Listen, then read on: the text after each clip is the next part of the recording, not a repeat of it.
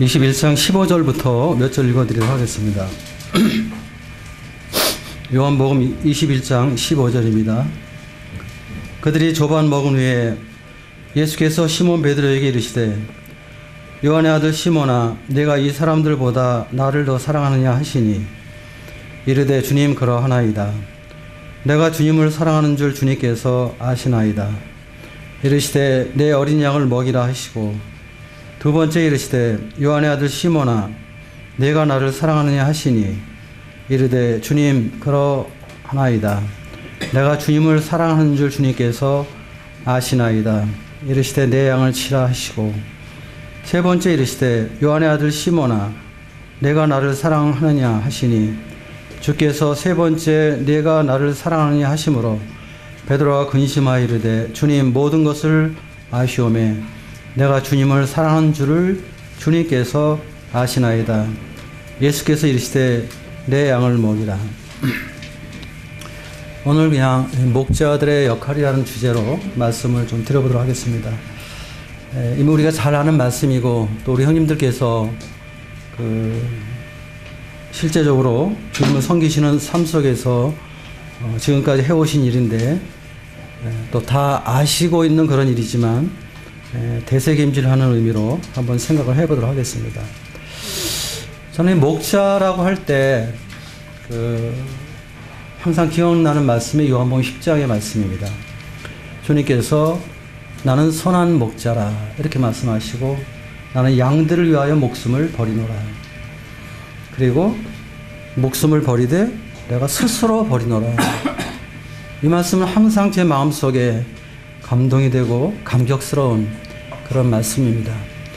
우리가 이 사역을 하다 보면 목회를 하다 보면 뭐 슬럼프에 빠질 때도 있고 시험에 들 때도 있고 회의에 들 때도 있는데 그때마다 기억나는 것은 나는 선한 목자라고 말씀하신 주님. 우리 주님께서 우리에게 저에게 선한 목자로 오셨다는 이 사실에 대해서 감격스럽고 또 양을 위해서 목숨을 버린다. 우리들을 위해서 또 저 자신을 위해서 목숨을 버리신 그래서 그분은 참 우리의 주님이시다는 것을 생각을 해봅니다. 또 하나 생각해 보는 것은 누가복음 10장에 나오는 그 선한 사마리아인에 대한 비유. 어떤 사람이 예루살렘에서 여리고로 내려가다가 강도를 만나게 돼서 거의 죽게 되었는데 그 당시 성직자라고 하는 제사장과 레위인은 그냥 지나쳐가죠. 근데 이제 그들이 멸시하는 사마리아인은 그 사람을 보고 그를 도와서 치료해주고 또 주막으로 데려가고 주막 주인에게 여비를 맡기면서 부탁하는 그 모습을 이렇게 보면서 그 선한 사마리아인의 모습 속에 선한 목자 대신 우리 주님의 모습이 이렇게 생각이 되고 그러면서 그 사마리아인이 행했던 일, 강도 만난 영혼들, 죽어가는 영혼, 그 영혼을 살리기 위해서 섬겼던 그런 모습을 보면서 목회라는 것이 무엇일까? 목회라는 것은 사단에 의해서 상처받고 죽어가는 이런 영혼들을 주님의 사랑과 주님의 말씀으로 돌아보는 것이다 한 것을 이렇게 마음 가운데 생각을 해봅니다.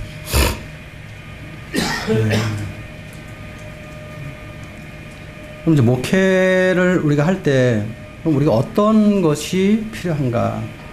저는 네 가지로 이렇게 생각을 해봤는데요. 첫 번째는 여기 지금 우리가 본문 말씀을 봤는데 주님께서 이제 베드로에게 하신 말씀이죠. 잘 아는 말씀입니다. 근데 주님께서 내가 나를 사랑하느냐 이렇게 물으시고 나서 베드로가 그렇다고 대답을 하니까 주님 말씀하시기를 내 어린 양을 먹여라 이런 말씀하는 것을 우리가 보게 됩니다. 목자가 가장 먼저 행해야 될 일은 무엇인가? 그것은 주님이 맡겨주신 양들을 잘 먹이는 것이죠. 잘 가르치는 것. 사실은 우리가 주님의 몸된 교회 안에서 양들을 섬기면서 중요한 것은 이 풍성한 꼴을 먹이는 것입니다. 이 풍성한 꼴을 먹이지 못하는 것은 사실은 장로들의 책임이죠. 그리고 양들은 잘 먹지 못할 때 방황하게 되고, 그리고 또 무리를 이탈하게 되고, 그리고 또 다른 데서 끼웃거리는 이런 것들을 보게 됩니다.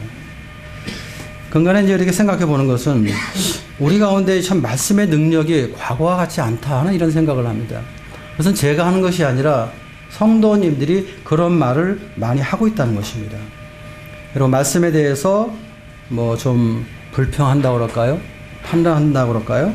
뭐 이런 것도 들립니다.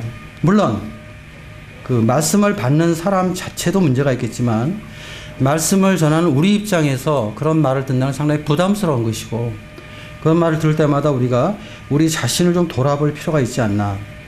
어떤 면에서 우리가 말씀의 위기가 아닌가 이런 생각을 해볼 때도 있습니다.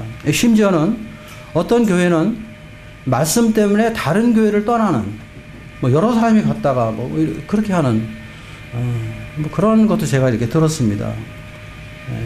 사실 우리가 구원받고 나서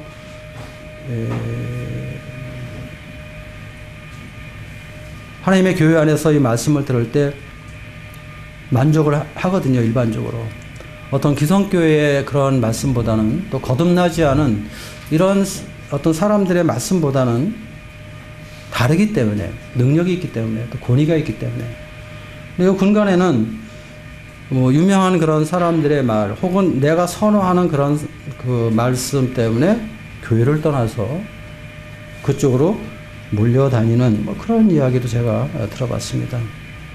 그만큼 우리의 말씀의 능력이 문제가 있지 않나. 물론 우리는 다 잘한다고 하는데, 우리는 다 말씀을 잘 전한다고 생각하는데, 실제 나타난 반응은 그런 부분도 있다는 것입니다. 왜 그럴까? 제가 처음 구원받았을 때보다 지금 우리는 참 말씀을 잘 전하고 있고, 좀 세련되게 전하고 있고, 상당히 좀 지적인 그런 말씀들도 우리가 잘 전하고 있다고 그렇게 생각이 됩니다. 그럼에도 불구하고 이 말씀이 우리의 삶에 관계없는, 바꿔 얘기하면 말씀 따로 삶 따로 뭐 이러한 것들이 우리 가운데 나타나기 때문에 그러지 않나 이런 생각을 해봅니다. 안디옥 교회가 그 부흥할 수 있었던 것은 이 바나바라는 그러한 그 선한 목자가 있었는데, 바나바는 선하다, 선한 사람이다 이런 그 말씀이 있습니다. 선한 사람.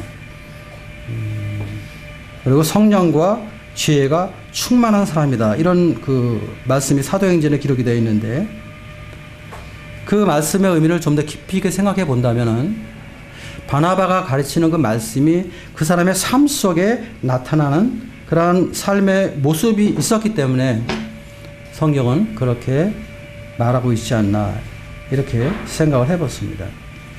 그러니까 이 선한 사람이다. 바꿔 얘기하면 다른 사람에게 감동을 주는 사람.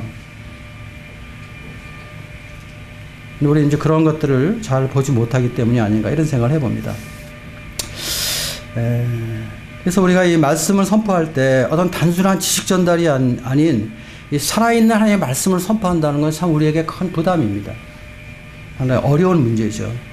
또 우리가 기도해야 되고 연구해야 되고 또 잘 준비해야 되고, 그리고 또 성령님의 역사를 의뢰할 수밖에 없는 그런 것이라고 이렇게 생각이 됩니다. 우리가 잘 준비되었어도 성령께서 역사하지 않으시면 사실 또 큰 의미가 없다 이런 생각을 또 해보게 될 때 우리가 성령을 의지하는 것이 얼마나 중요한가 하는 것을 생각해 봅니다.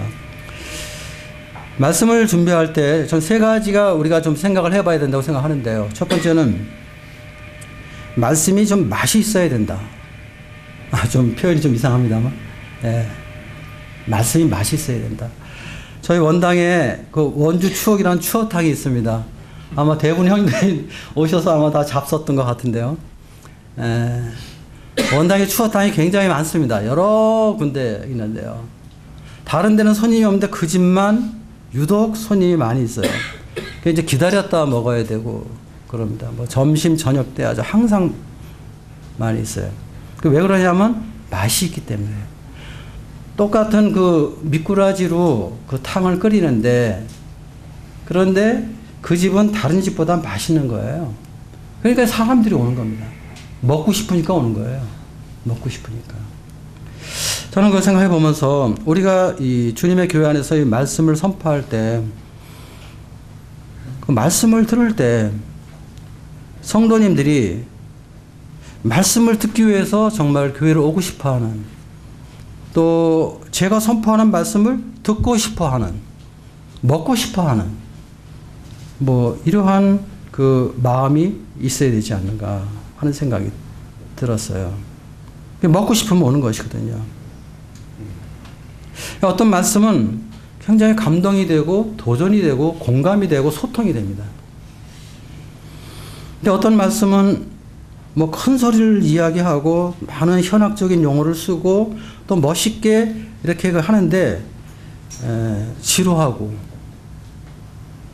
또 이렇게 마음에 이렇게 별로 도전이 되지 않고, 또 어떤 경우는 또 무슨 말 하는지 잘 이해가 안 되는 그런 경우도 있을 수 있다고 생각이 됩니다.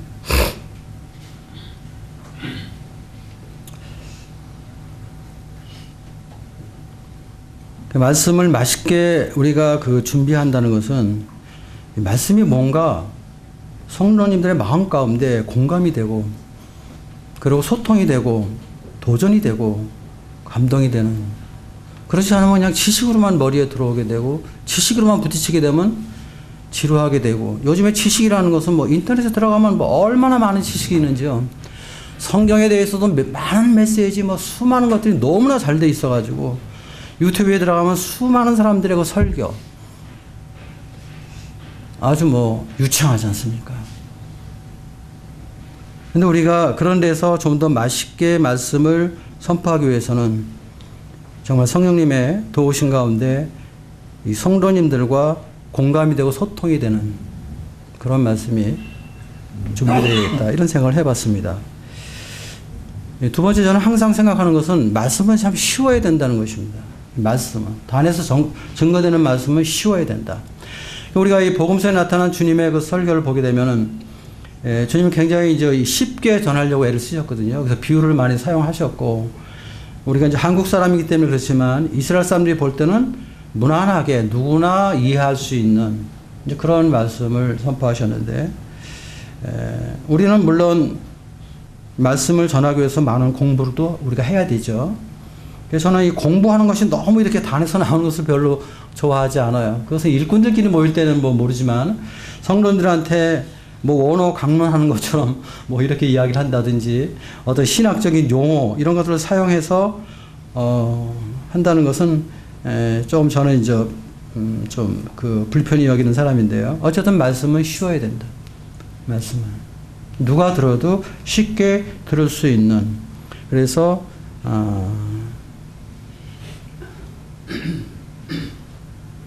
우리가 좀 용어 사용에 좀 신경을 써야 된다.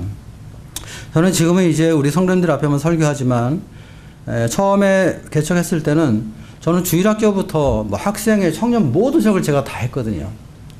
근데 이제 가장 어려운 설교가 주일학교 설교입니다. 주일학교는 말씀 시간도 짧지요. 그리고 이 어린 아이들하고 저하고는 워낙에 나이 차이가 커가지고요, 여러 가지 수준 차이가 있잖아요. 그래서 이 아이들에 맞게끔 하려면 잘게 쓸어줘야 되잖아요. 잘게 쓸어준다는 것은 많은 말을 좀 더 쉽게, 쉬운 말을 또 사용해야 되고 아주 시간이 많이 들어가요. 가능한 한 우리는 이 쉽게 말씀을 전해서 그 성도님들이 우리가 선포한 말씀의 내용이 무엇인가 하는 것을 분명히 이해할 수 있도록 우리가 애쓰는, 그리고 어떤 경우는 뭐 저도 그렇습니다만은 설교를 들어보면은 본인도 잘 모르는 설교를 하고 있는 것 같아요. 그러니까 굉장히 어렵게 설교를 하는 거예요. 본인도 잘 모르니까. 우리가 좀 잘 아는 설교를 해야 될 필요가 있고, 또 잘 모를 때는 좀 더 우리가 연구하고 배우고 해야 된다. 물론 우리가 이 어떤 주제는 어려운 주제가 있습니다. 성경이 항상 다 쉬운 것은 아니지만 어려운 주제도 있지만, 가능하면 쉽게 좀 전해야 된다. 제가 어느 모임을 방문해서 말씀 2시간을 전해주는데요. 어느 형제님이 저한테 와서 그랬어요. 형제님 오늘 말씀 잘 들었습니다. 제 딸이 초등학교 6학년인데요. 형제님 말씀을 다 이해했습니다. 제가 그날 전한 주제가 무거운 주제, 그렇게 가벼운 주제는 아니었거든요. 하나님의 주권에 대한 문제였습니다. 그런데 그 하나님의 주권에 관한 이야기인데 그것을 초등학교 6학년이 이해했다고 그래서 어쨌든 참 제가 이렇게 격려를 받은 일이 있습니다. 그만큼 쉽게 전할 수 있었기 때문에 되는 거였죠. 세 번째 제가 생각해 보는 것은 말씀은 반드시 적용을 강조해야 된다는 거예요. 우리의 이제 약점은 무엇입니까? 감은 오는데 동의 없다. 감동은 많이 받는데 행동하는 것이 없다. 이게 이제 우리의 약점이다. 이런 말을 좀 많이 하는데, 물론 우리 습성도 그렇지만, 말씀 전하는 우리 입장에서 이 적용을 강조하는, 이런 부분들을 우리가 좀 해야 되지 않나, 이런 생각을 해봤습니다. 특별히 말씀을 전하면서 우리가 이제 주의해야 될 것은, 이 말씀 속에서 내가 의도하는 어떤 내 생각을 전하려고 하는 이런 것들, 또 말씀으로 무엇인가 나 자신을 합리화시키고 변명하려는 이러한 유혹, 또 어떤 사람을 겨냥해서 말씀을 전하고 싶은 어떤 이러한 마음, 이런 것들은 우리가 참 조심해야 되겠다 하는 생각을 제가 말씀을 전하면서 이렇게 교훈으로 받게 됩니다. 두 번째 생각해 보는 것은 여기 16절에 보니까 주님이 내 양을 치라 이렇게 말씀하셨습니다. 두 번째 우리 목자들이 해야 되는 것은 양을 치는 것이죠. 사도 베드로전서 5장 2절에서 너 중에 있는 양물을 치되 억지로 하지 마. 양무리를 쳐라. 양을 돌보는 것이죠. 양을 기르는 것이죠. 우리가 그 양을 치는 그 양의 그 양들의 상태는 연약한 자도 있고 병든 자도 있고 마음이 상한 자도 있고 또 어떤 때는 우리가 잃어버린 자도 있습니다. 우리 연약한 자를 붙들어줘야 되고 병든 자를 고쳐줘야 되고 또 마음 상한 자를 또 싸매줘야 되고 잃어버린 자는 찾아와야 되는, 사실은 이 목회라는 것은 상당히 힘든 일이라고 생각합니다. 정말 성경이 말하고 있는 목자의 사역을 진짜 원칙대로 행한다면 엄청나고 피곤하고 힘든 일이다, 이런 생각을 해봅니다.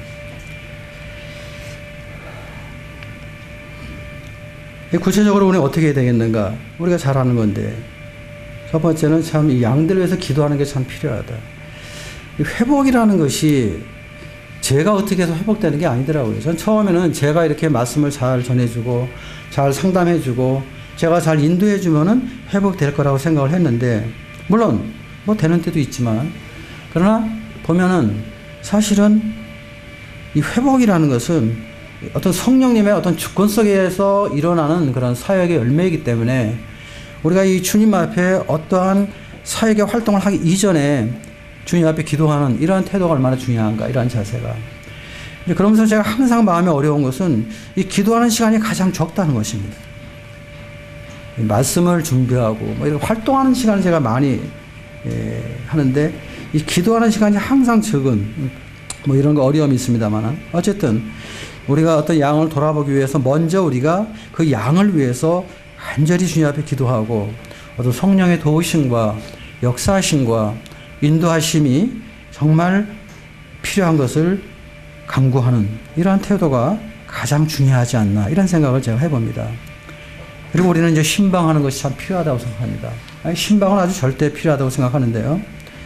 대부분의 그 목자들이 양들의 상태를 잘 몰라요. 양들의 상태를 잘 모르기 때문에 이 메시지도 사실은 이 상태를 잘 알아야 사실 공감이 되는 거군요. 잘 모르니까, 그러니까 목자가 좋아하는 메시지를 전하는데 양들은 반응이 없을 수가 있습니다. 양들의 상태를 잘 알기 위해서는 신방이 참 필요하다고 생각합니다. 우리가 잘 아는 것처럼 이 강단의 설교 1시간으로 문제 해결되지 않거든요. 계속 만나서 교제해야 되는데, 만나서 교제할 때 영적 상태를 분별할 수 있고 또 치유하는 목회를 할 수 있다. 그러니까 성령께서 치유해주는 그런 것들을 우리가 경험할 수도 있고 목격할 수도 있다 하는 것입니다. 우리가 영적 상태가 어떤가 하는 것을 잘 살필 필요가 있고, 또 만나면은 이 양이 어떤 사람이 되길 원하는가 이런 걸 참 우리가 물어볼 필요도 있고, 그렇게 하기 위해서는 우리가 어떻게 도와줘야 되는가 뭐 이런 것도 우리가 그 양들한테 물어보고, 그래서 그 사람의 은사, 믿음의 분량에 맞는 이런 것들을 알려주고, 그리고 그런 일을 모임에서 할 수 있도록 도와주는, 저는 이게 목회라고 생각합니다. 저는 사역자가 모든 일을 하는 사역은 그거는 사역자가 아니라고 생각합니다. 사역자는 사실은 일을 하기보다 모든 성도님들이 일할 수 있도록 도와주는 역할을 하는 것이 우리의 사역이라고 생각합니다. 근데 모임에는 그 성도님들도 모든 일을 다 사역을 해야 좋아해요. 근데 사실 우리가 성경적으로 보게 될 때 사실 사역자는 그 양들이 주님을 섬길 수 있도록 은사를 분별해주고 믿음을 분별해주고 어떤 방향을 제시해주고 도와주는, 그래서 양들이 주님을 섬길 수 있는, 성도님들이 주님을 섬길 수 있도록 세워주는, 그것이 우리 사역의 본질이라고 저는 생각을 합니다. 그다음 세 번째는 이제 이 상담입니다. 이 상담은 참 중요하다고 저는 생각을 해요. 오늘날 너무 바쁘거든요. 이 바쁜 시대 속에서 문제들이 너무나 복잡하고 다양해요.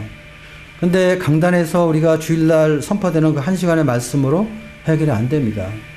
그래서 우리는 이 상담하는 이런 시간들을 많이 갖는 게 참 중요하다. 저는 이 사역하면서 참 상담을 많이 했던 것 같아요.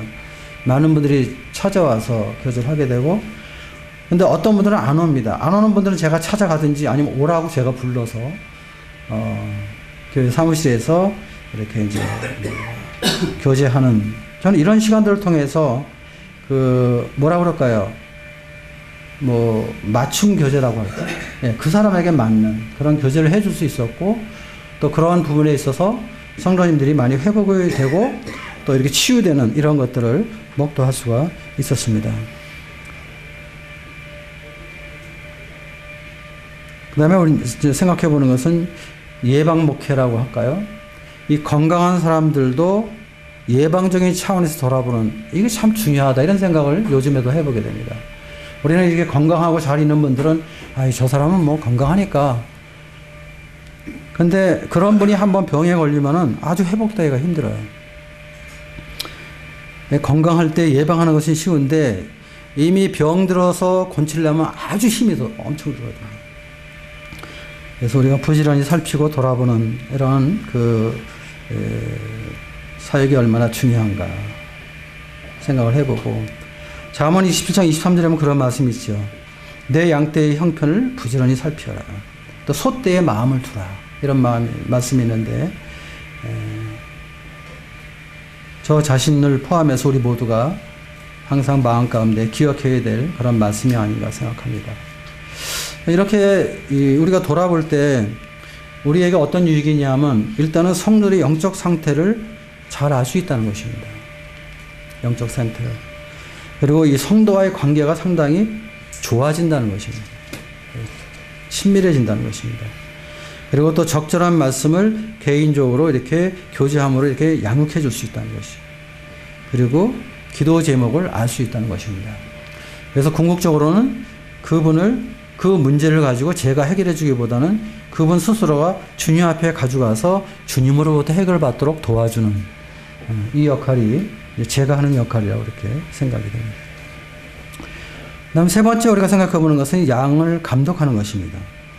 사도행전 20장 28절에 보면은 성령님이 저들 가운데 너희로 감독자를 삼고 하나님이 자기 입으로 사신 교회를 치게 하셨다. 그런 말씀이 있는데, 우리가 교회 안에서 어떤 목자 역할을 한다는 것은 어떤 인위적인 어떤 시스템이나 어떤 우리의 어떤 육신적인 그런 그 생각 때문에 되어진 것이 아니라, 이 교회를 인도하시는 성령님께서 무리들 가운데서 감독자로 세우신 것이거든요.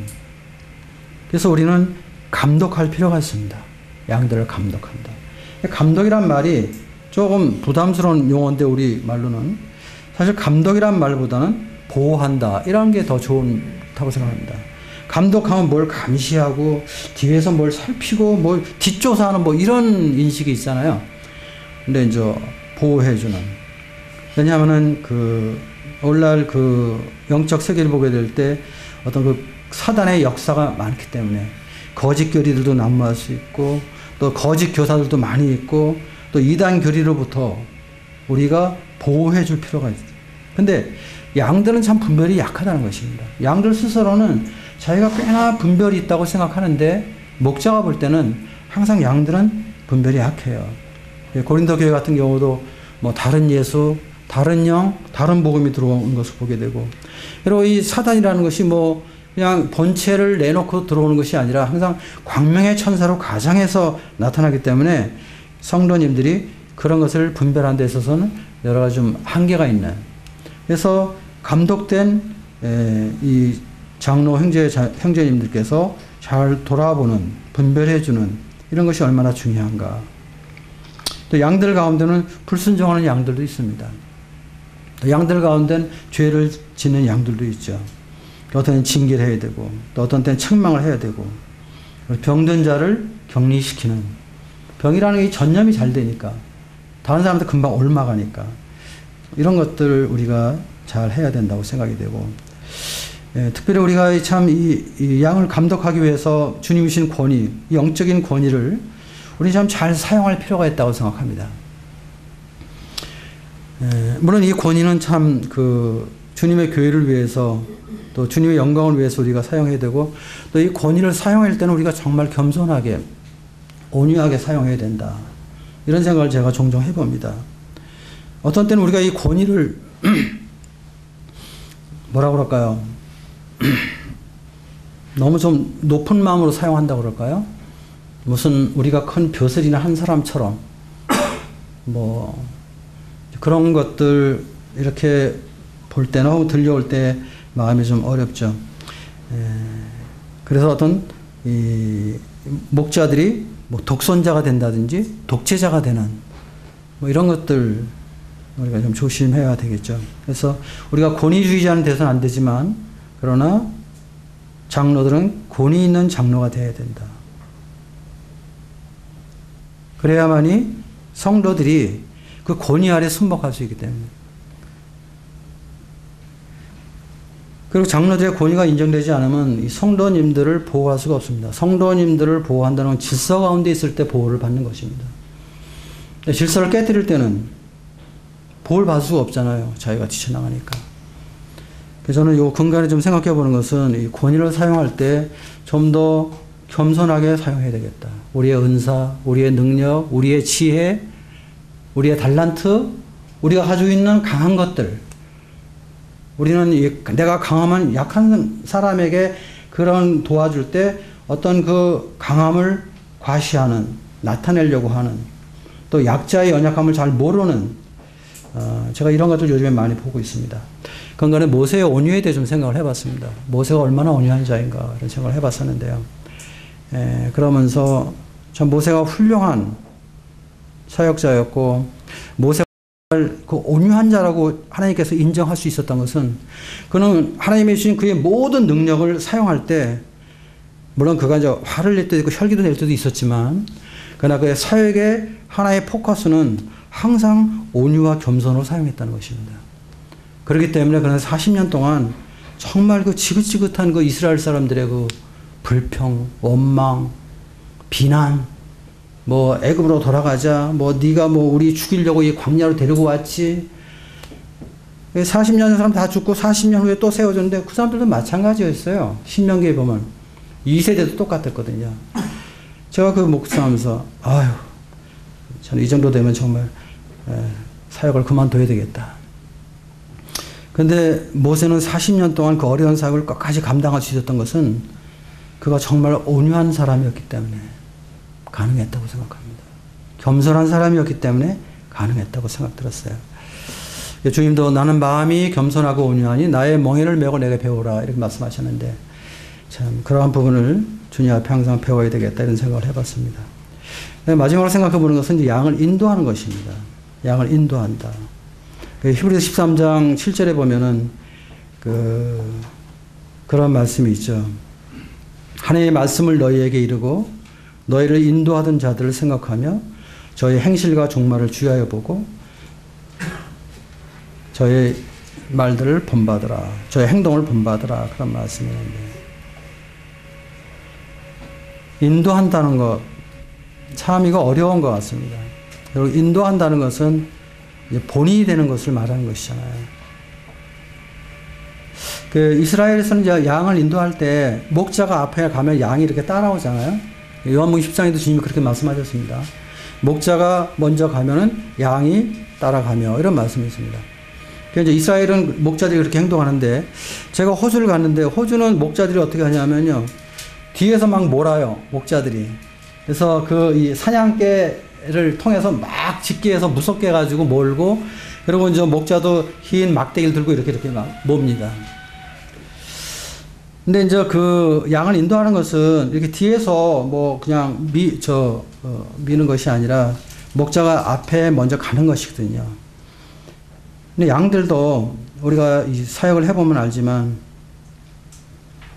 양들이 저를 볼 때 제가 하는 말보다 저의 삶의 모습을 보거든요.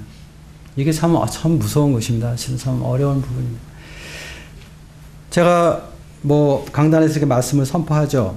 물론 말씀을 잘 듣지만 강단에서 말씀 선포하는 저보다 강단에 내려와서 행동하는 저의 모습을 유심히 본다는 것입니다. 우리 성도님들은. 물론 말하지 않습니다. 다 보고 있고 다 분별하고 있고 다 판단하고 있다는 것입니다. 말하는 분들은 오히려 고마운 분들이에요. 형님 저 이렇게 하세요. 저렇게 하세요. 근데 말하지 않는 분들. 대부분의 우리 모이면은 말하지 않는 분들이 더 많이 계시잖아요. 그분들의 마음속을 헤아리는 것 쉽지 않아요. 참 우리가 참 사역을 하는 그런 시간 속에서 얼마나 절제해야 되는지 또 항상 이 덕을 세우도록 힘쓰지 않으면 정말 안 되는 그런 것. 또 매일 죽는 생활. 사도 바울은 그리스도 안에서 내가 매일 죽노라 이런 말씀했는데 참 그런 생활이 우리에게 정말 항상 필요하다. 목자는 항상 긴장된 삶을 사는 거예요. 저는 항상 긴장된 삶을 삽니다. 사실은. 원당교회에서 제가 제일 긴장된 삶을 삽니다.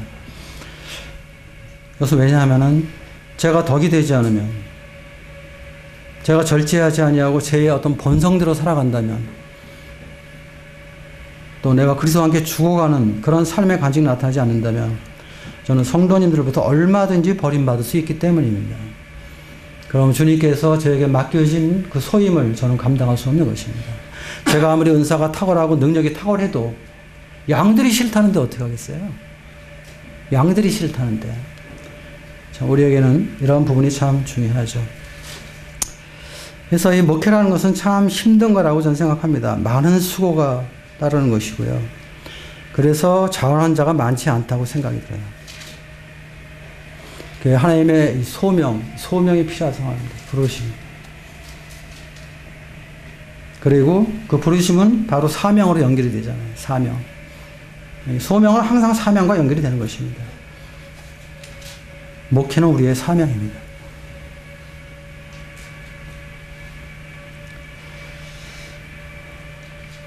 양의 특징에 대해서 잠깐 말씀드리고 마치겠습니다.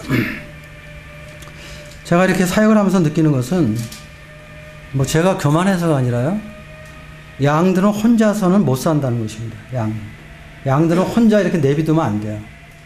물론 양 스스로는 자기 혼자서 잘 할 수 있다고 생각하십니다. 근데 저희 교회나 또 제가 중국이나 이런 독일 같은 데 이렇게 목자 없는 그러한 곳에 여러 가지 문제들, 어려움들, 이런 것들을 제가 많이 들었었는데요. 깨달은 것은 양은 목자가 없이는 못 산다는 것입니다. 자, 이것은요, 주님 앞에서 우리의 책임이 얼마나 막중한가 하는 것을 생각해 보는 것입니다. 우리의 책임이. 우리는 사실 그렇잖아요. 우리 세상에 알아주는 것도 아니고, 제가 유명한 것도 아니고, 제가 죽는다고 몇 사람 오겠습니까? 영화배우 신성일 죽었다고 뉴스 나오지만, 제가 죽는다고 뉴스 나오겠습니까? 어떤 때는 제가 너무 초라하니까, 제가 하는 일도 초라한 것 같고 제가 살아온 길도 초라한 것 같고 뭐 이렇게 시험에 들 때가 있습니다. 근데 양은 혼자서 못 산다는 생각을 하면요, 다시 한번 정신을 차려보는 것입니다. 내가 별거 아닌 사람이지만, 아무것도 아닌 사람이지만, 그래도 주님께서 나에게 어떠한 책임을 주셨다면 내가 할 수 있는 대로 최선을 다해야 되지 않겠나, 이런 생각을 해보는 것이죠.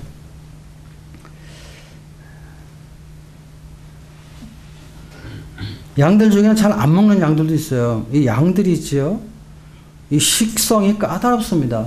특히 우리 하나님의 교회 성도님들은 진짜 까다롭죠. 아무거나 막 먹지 않잖아요. 그러니까 잘 준비해서 정말 맛있게 해주지 않으면 안 먹는. 또 어떤 분들은 너무 잘 먹어요. 그냥 아무거나 그냥 다 받아들이고 다 잘 먹거든요. 독 있는 것도 먹어서 뭐 식중독 걸리고 이제 문제가 생기죠. 그래서 우리는 목자가 잘 먹이고 또 독 있는 것을 잘 가려주는 뭐 이런 것들 필요하다고 생각됐고요. 두 번째 제가 주님 앞에 깨닫는 것은 양들은 목자의 피와 눈물과 땀을 통해서 자란다는 것입니다. 양들은 저절로 안 자라요. 그냥 시간만 간다고 해서 자라진 않습니다.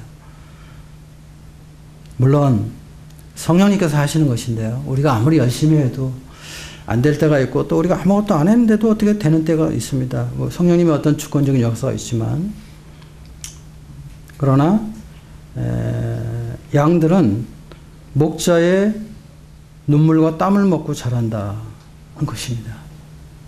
제가 섬기는 우리 성도님들을 위해서 제가 정말 땀을 흘리고 제가 정말 눈물로 기도하고 그럴 때 자라는 것이지, 제가 항상 위에 있고 제가 항상 성도들과의 관계 속에 내가 항상 이기고 모든 관계 속에서, 그리고 내가 하고 싶은 대로 내가 하고,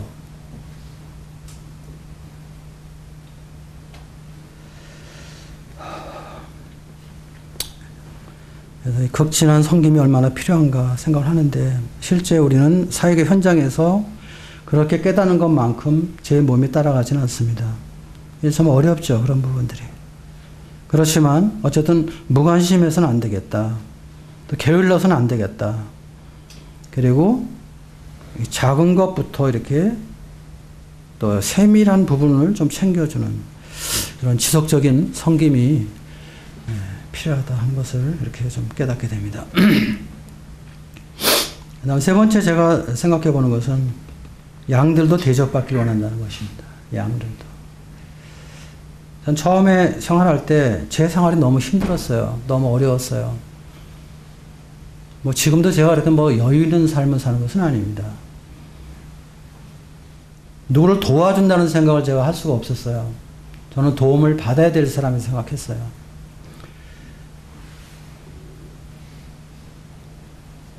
근데 이 목자라는 것은 섬기는 직이잖아요. 섬김을 받는 직이 아니잖아요.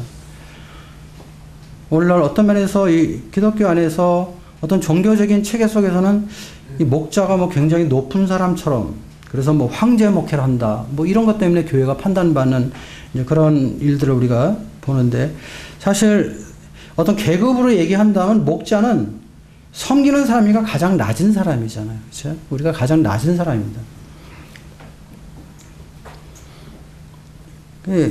목자도 대접을 해야 되는 거죠. 의뢰에 얻어먹는 것처럼 생각하는, 뭐 어떤 면에서는 저는 그게 당연하다고 생각도 했어요. 나보다 수입들이 다 월등하잖아요, 다른 분들은. 그리고 저는 수입이 없어도 써야 될 돈들이 참 많아요.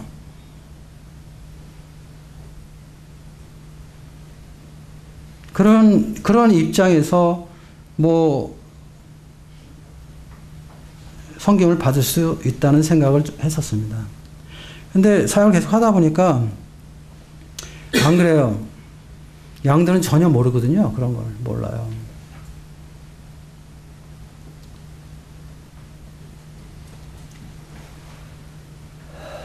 우리가 사실은 뭐 우리 그 일꾼들이 그 경제적으로 어렵기 때문에 여유가 없어서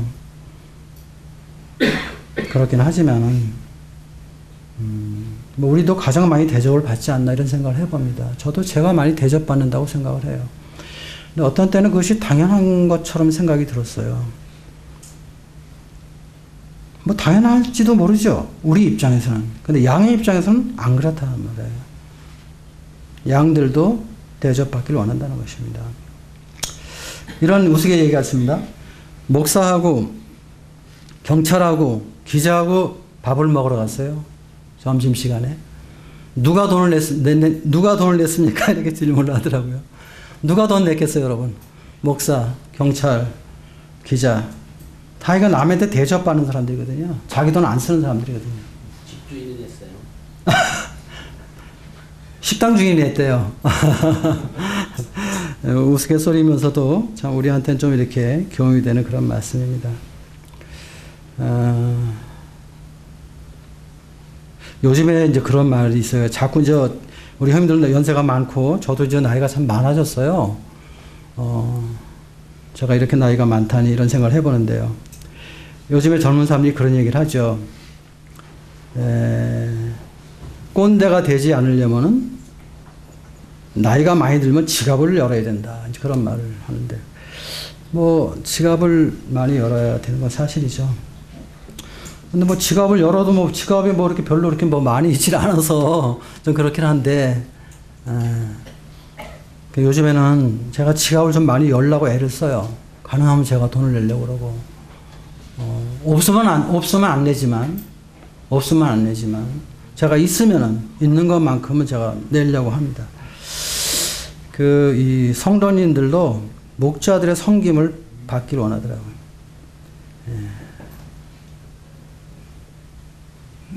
그래서 마음에 좀 어려움도 됐어요. 어려움도 됐는데, 고린도전서 9장을 읽는데 그런 말씀이 있었어요. 사도 바울이 그 전임 사역으로 일을 하지만 고린도 교회로부터 이렇게 공개를 받지 않았잖아요. 그러면서 그 말하기를, 내 상이 무엇이냐? 내가 복음을 전할 때 값없이 전하고 복음으로 인하여 내게 있는 권을 다 쓰지 아니하는 것이다. 이 말씀이 그냥 위로가 됐습니다. 우린 그런 권리가 어떤 면에서 있을 수 있지만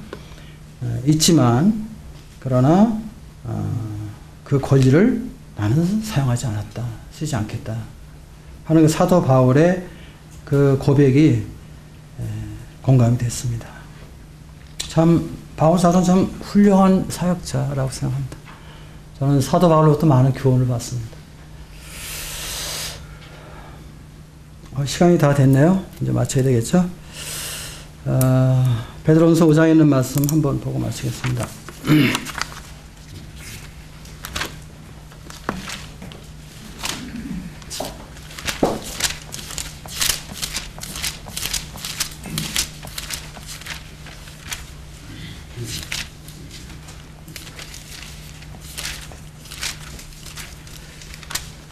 잘 아는 말씀인데 4절을 보겠습니다. 그리하면 목자장이 나타나실 때에 시들지 아니하는 영광의 관을 얻으리라. 이것이 목자들에게 약속한 주님의 상급입니다. 5장 1절에 보면은 사도 베드로가 사도라는 말을 쓰지 아니하고 나도 함께 장로된 자다 하면서 이제 장로의 한 사람으로서 장로들에게 권한다 하면서 권면을 하고 마지막 부분에서 이제 저에게 하는 말이 목자장이 나타나실 때에 시들지 아니하는 영광의 관을 얻으리라.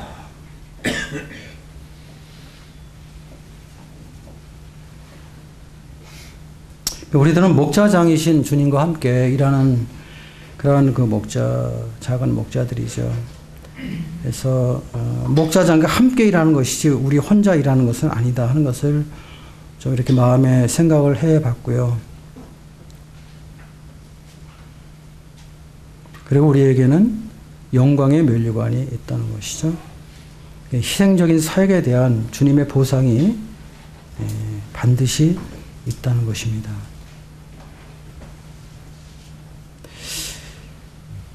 우리가 섬기는 양떼들은 하나님의 양 무리들이죠. 내 양떼가 아니죠. 사랑으로 섬기고 또 믿음의 본을 보이면은 양들도 따라옵니다. 다 따라오진 않더라고요. 다 따라오진 않는데 따라오는 분들이 있어요. 그래서 양들에게 잘하는 것이 주님께 잘하는 것이고 양들에게 잘못하는 것이 주님 앞에 잘못하는 것이다. 이런 생각을 요 근간에 제가 다시 한번 이렇게 해보게 됐습니다. 오늘 그냥 형님 이미 다 알고 있는 말씀들인데 그냥 제가 근간에 좀 묵상을 다시 한번 해봐서 말씀을 나눴습니다.